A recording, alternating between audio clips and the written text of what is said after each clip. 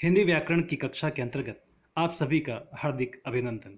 आज की हमारी चर्चा का विषय है वर्ण विचार। तो आइए सबसे पहले हम ये जानते हैं वर्ण किसे कहते हैं।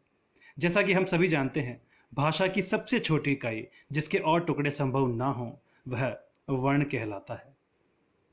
जैसा तुम शब्द के टुकड़े करने पर त, उ, म, अ ये ध्वनियां प्राप्त होती हैं, किंतु अब यदि हम इन ध्वनियों के टुकड़े करना चाहें तो संभव नहीं है।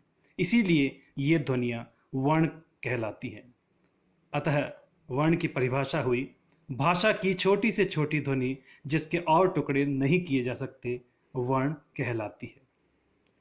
दोस्तों, वर्ण को अक्षर भी कहते हैं, क्योंकि अक्षर का अर्थ होता है न अक्षर इति अक्षर, अर्थात जो नष्ट न हो, तथा वर्ण वे ध्वनियां हैं जिनके और टुकड़े नहीं होते हैं, अर्थात जो नष्ट नहीं होती है।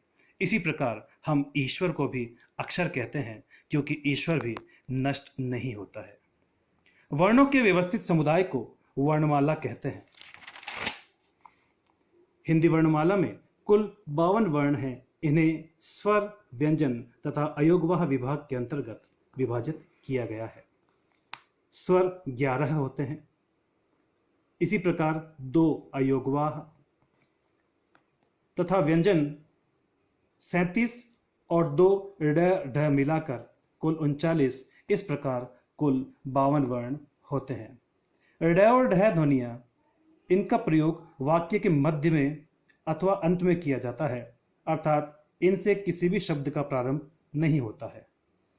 इनका प्रयोग देखिए, बड़ा, घोड़ा, पढ़ना।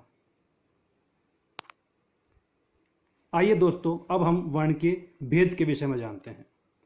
वस्तुतः वर्ण के 2 ही भेद पाए जाते हैं, स्वर और व्यंजन, किंतु कुछ विद्वानों का मानना है कि अयोगवाह भी वर्ण के भेद के अंतर्गत ही आता है।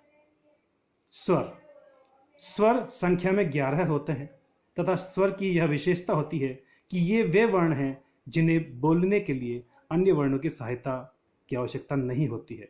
ये स्वयं उच्चारित होते हैं। उच्चारण की दृष्टि से यदि हम देखें तो स्वर के 3 भेद पाए जाते हैं, ह्रस्व स्वर, दीर्घ स्वर तथा प्लुत स्वर। ह्रस्व स्वरों को हम मूल स्वर भी कह सकते हैं।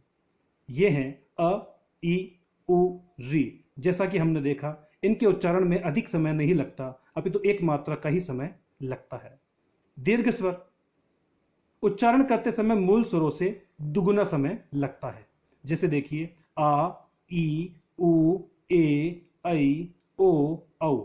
ये संख्या में 7 होते हैं। प्लुत स्वर उच्चारण करते समय मूल स्वर से 3 गुना समय लगता है। इनका प्रयोग किसी को दूर से बुलाने के लिए किया जाता है, जैसे ओम, राम। इसी प्रकार यदि हमें अपनी दीदी को या किसी दोस्त को बुलाना होगा तो हम इस तरह से उच्चारण करेंगे, दीदी। प्लुत स्वर के आगे 3 यह चिन्ह अंकित किया जाता है। के अन्य भेदों, व्यंजन और अयोगवाह के विषय में हम अगले वीडियो में चर्चा करेंगे।